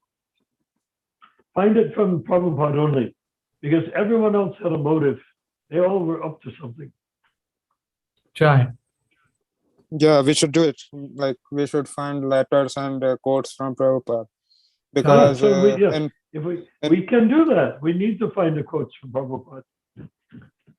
But his encouragement was, he treated everyone as though they were Christian. He treated you, and if you met Srila Prabhupada, you get overwhelmed by the emotional feeling and understanding that he is treating you as though you're a resident of Krishna Loka. It's just amazing to be in Srila Prabhupada's direct presence. But that's because he could see you as you are in Krishna Loka, which we cannot see. I cannot see it in you, you cannot see it in me.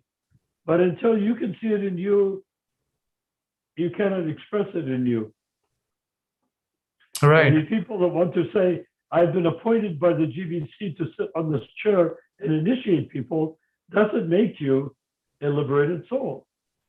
In fact, it makes you sort of a foolish individual, because if you're doing that on the appointment of a group of men who are corporate directors of an international corporation, the GBC, and they appoint gurus, by what is their qualification? Are they pure devotees? How can they appoint a guru to be a pure devotee and represent Prabhupada if they themselves are a million miles from being a pure devotee? See, the whole thing becomes farcical very quickly. Because ISKCON is so structured, nobody questions it. Just like you go to the Catholic Church and begin asking questions like that, they will have you put to death. Or a few hundred years ago, they would have had you burned at the stake. Or like Martin Luther, they would kick you out of the church, and he formed his own church. He never intended, he was a priest, Catholic priest. Martin Luther never intended to leave the Catholic Church. He just pointed out some things that he considered to be fallacies, in papal fallacies. The Pope cannot be questioned. Why? Not because he doesn't do evil, but because you can't say to anybody that the Pope is doing evil. Look at that. I mean, how could we live with that? So that's what happened to ISKCON. Now we have a bunch of people that you cannot criticize because they've been appointed by ordinary men. GBC. Yeah. I mean, if that they can appoint gurus, then why they cannot appoint me as a guru too, and you as a guru, and everyone on this Zoom to be a guru, just like they are. If I could bring in many lakhs and crores of rupees, and if I could charm everybody, which I doubt if I could do, they would make me a guru without a shadow of a doubt. It's 10:01, everybody. All right. It's what? It's 10:01. Already? Time to close. Right. Well, are there any more questions from the... It is 10:01. Is there any other questions from online? Where's your father? We wanted to hear him say Hare Krishna. Hare Krishna. Mahaprabhu, we wanted your father to say Hare Krishna, and you went off and ate a meal. He went to sleep. Oh. But tell your dad next time that we would appreciate, before going to sleep, say Hare Krishna once or twice. Hare Krishna. Okay, Because so I there's like the way he says it. Jai Mahaprabhu. Yes, no more questions from our devotees online on Facebook and YouTube. So thank you very much to the devotees online for watching and Jai. joining here. It's been a wonderful discussion. We'll continue tomorrow. Hare Krishna. Well, wonderful. I'm looking forward to it. Wonderful goddess from New Thank you. Zealand. We very much appreciate. God. Hare Krishna. Krishna. Hare Krishna. Tina Dasi. Jai. Hare Krishna. Tina Dasi. Hare Krishna, Prabhu. Hare Krishna. Jai. So Have we'll a end great it. night. So we'll end it here. Thank you very much to the devotees for joining online on Facebook. Please join us next time. We have a WhatsApp group in the description. So if you want to join that, you can do that, and you'll get the links whenever we go online. Which is, what time is it in New Zealand? Could I ask? In Christchurch? It's 7:03 p.m.